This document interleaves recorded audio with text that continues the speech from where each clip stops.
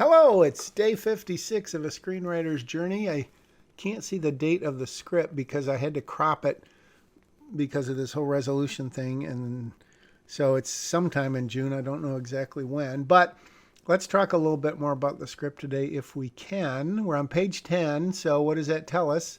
Approximately inciting incident slash catalyst. And so I mentioned this whole thing about when you turn 18, you suddenly have all these legal rights and how bizarre it is. The whole age thing, don't get me started on age. Age should be banned. What is it anyways? But I'm not going to talk about it. So Holly's dropped all these bombs and really nothing substantial I don't think is changing, but I'm just trying to refine it to make it better somehow. Maybe I'm just beating a dead horse. Comment and then like and then subscribe and then share and then watch the key on Amazon Prime. I think something's wrong with their analytics because literally in the past month or more, not a single person has watched a single minute of my movie, which doesn't even seem possible, but maybe they've taken it off. I don't know. So as of midnight, you're an adult. Either way, you're coming back. So this is the other thing. Holly has not told her exactly everything, but we have heard that Holly, as of Monday, will be getting a new assignment. So is Holly going to break that to her? Is she just going to put it off and delay telling her? Because, again, she hasn't come out and said it, and I don't know that she would. But, obviously she really likes Lexi and basically, not just as a niece, but probably as a daughter. And as we've spoken of, if Holly, she would have been maybe 18 or 19 when she gave birth to her. So it's not out of the question by any means, but Holly doesn't want to let herself think that way. The whole thing that she wants to be on to bigger and better things after all these years. And guess what? Spoiler, don't skip ahead though, because I don't know what day this is going to happen, but that whole thing is going to be explored in a little different way, which, again, I've only discovered after writing and I guess getting to know the character or doing a lot of thinking away from the computer, because obviously you have to be at a computer to write a screenplay, but you don't have to be at one to think of new character development or ideas or twists and turns, or whether it's a bike ride or walking or taking a shower or taking a something else, which I am not even going to say. But that's why, to me, and I know I'm not alone, but I don't know if I'm in the minority, writing an outline and a treatment, my contention is, unless your treatment's full of dialogue or, you do an extensive, well, a synopsis would be shorter, but if you did a really big treatment outline and you were writing dialogue in it, I contend that you cannot flesh out a characters in anything other than a screenplay. I just said it. There you go. You can flesh out the story, which you should. Most of the plot points, your deck, not a pitch deck, but your scenes. Having said that, I know if I went back to day 1 and 2 and looked at all those outline and those note cards that I had, I would be very, very, very afraid to look to see how many of those scenes remain. I bet I could literally count them on one hand, but I won't right now. So, again, I'd like to know your comments. How much do you write and rewrite before you feel good about dialogue? And I have to say, frankly, based on the majority of scripts that I read, people don't spend nearly enough time on their screenplay or in particular on their dialogue, because bad dialogue just sticks out like a sore thumb. And I should know because I've had to rewrite a lot of it here, and hopefully what you're eventually going to be able to read, literally be able to read when you can actually see it because the resolution is improved, is going to be better. What's our goal? Make it a page turner, just like a novel. It's probably even more important Because if you get a reader hooked from a studio or, production company, and they're like literally turning pages, if you print it out, obviously most of them are PDFs these days, but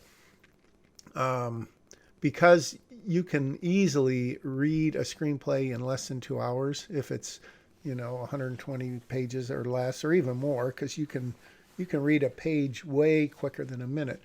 The point is, if you can get a reader or someone turning the pages and really invested in 90 minutes, you could have someone who is your biggest fan, as opposed to a novel, which is going to take a minimum usually of 4 hours and could easily be 10, 15, 20, 30, 40 hours.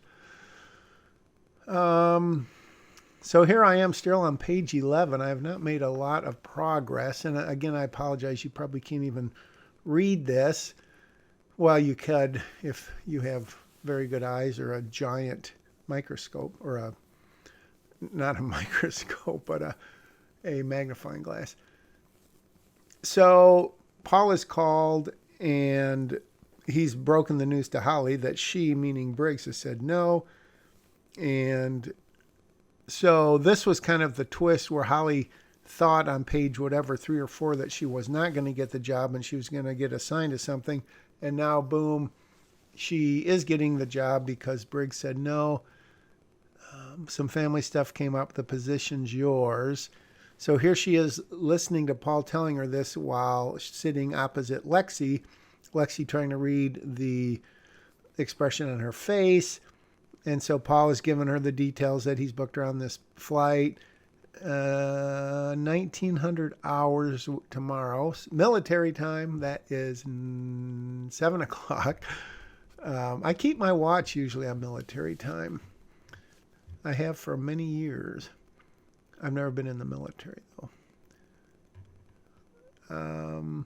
So she doesn't tell Lexi just because, she certainly could. So the question maybe is, Jack, why doesn't? Holly's not afraid of her. Does she not want to let her down? And I think this is kind of the side of her that we're saying, she's a tough girl, gal, woman, whatever, on the one hand, and yet the underside, there's something in her that she just doesn't want this to come to an end. Oh my goodness. Now I'm back on page 8 and 9. This whole time. Officially called Whitsack. I can't believe I didn't already have that there. I don't think I've changed that. Some more things. Just telling her all this stuff. I think I'm just making sure that the whole timeline thing of when she has to leave, because originally she was going to spend the whole weekend with him, come back Monday, get a new assignment, and now she has to leave. Well, her flight leaves at 7 p.m. Saturday night. Obviously, it's Friday, so she has, and let's say, I don't know, the airport's an hour and 10 minutes by a little puddle jumper from where they're going to be. So she's got to sort of back that up and know that she's basically got till, 5-ish o'clock, and then she's going to have to get on her way. However, having said that, that is her deadline, but they go up to the racetrack place and then they go up to cabins. And I haven't really specified when that is, but, it's probably early afternoon. So it's not like she has to leave, but she doesn't want to really interact with Rachel. And she wants to sort of make a statement to herself that, look, hey, I could leave anytime I want. And Lexi's in good hands, or so she thinks, blah, blah, blah. So that's really why in this version, not that anything's going to change, that's kind of the logic behind it all. So here we are. You can probably hear my phone dinging in the background. Probably my agent if I had one.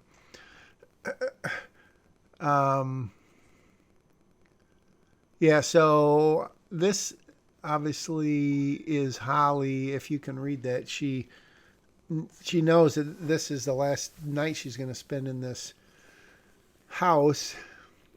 And so it's kind of, that bittersweet thing. But now she returns, and this time, look at that. She's happier because she's getting closure. She feels like wow, all of this time has paid off and now we're going to go. So that's day 56 in the books. I sure hope there's not too many more days of this bad resolution, but I know there's, I hate to say it, I think there's at least 3 more. So skip ahead if you want. If I just thought of this, if anyone, seriously, this is, I'm sure, expecting a lot / too much, but if anyone has watched every single day so far, make a comment. And I don't know how you could prove it to me or how I could go back and retroactively prove it, unless you left a comment every day. But that would just be beyond crazy. And it would make me feel like, A, you're getting something out of this, or you're enjoying it, or B, I'm not going to say what B would be. B would be. But that's crazy. And I'm not going to... I'm not going to discount the possibility that I'm literally talking to myself and that there's these, as I watch them come up live, and then over the days that I have like no views, that would really be, oh, I don't even want to think about it. All right. Sorry. I rambled again. Day 56 in the books. See you tomorrow. Screenwriter's Journey. Thanks very much for listening.